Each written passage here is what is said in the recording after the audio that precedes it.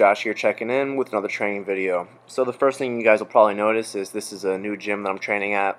This was the first time I trained at this gym. It's actually a brand new CrossFit gym in my area, and I figured I would check it out just because I need a place that's closer to my place but still has good equipment. The problem with the school gym is that there's just way too many bros. I don't really like waiting for the squat rack, and if I can train someplace in peace, I would prefer that. So anyway, these are some sumo deadlifts. They were pretty taxing for me, just because I did a 4-mile run the day prior, just because I'm trying to be fit in more than one aspect, more than just strength. One thing I want you guys to notice is that painting on the wall, demand more of yourself. I really liked that, on the wall, and it's very true that a lot of times, you just don't realize what you're capable of or how much more you're able to push. A lot of times we are our own worst enemy in that sense, in that, you don't really know your own limits. And a lot of times we think what is hard, most people don't know what hard work actually is. And I'm not saying that I do necessarily, because I am constantly finding that I don't know my own limits. The point is just, go hard in the gym, push yourself, and a lot of times you'll be surprised what you're capable of.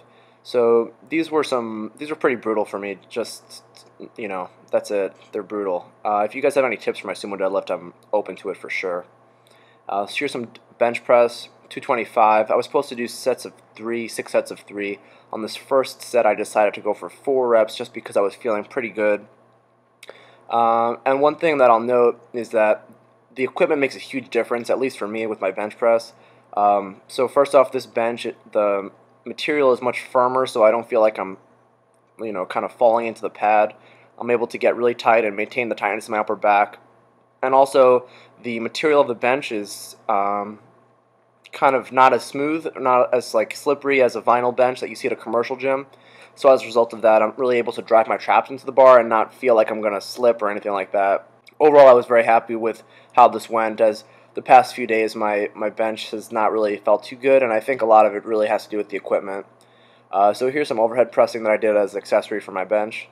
Overall, I was pleased with this set, but for a guy my size, 135 for 5 shouldn't have been this challenging.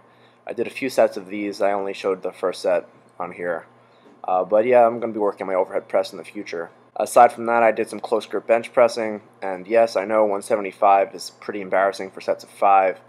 Overall, that's something that I'm going to be working on in the future.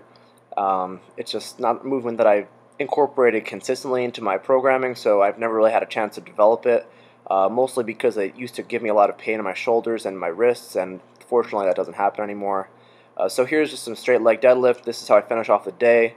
This was about an hour and 45 minutes to 2 hours into the workout, and I was pretty exhausted, to say the least. You'll notice even my grip is pretty much, the bar is nearly slipping out of my hand, and my left hand there, it's just holding on by the fingers.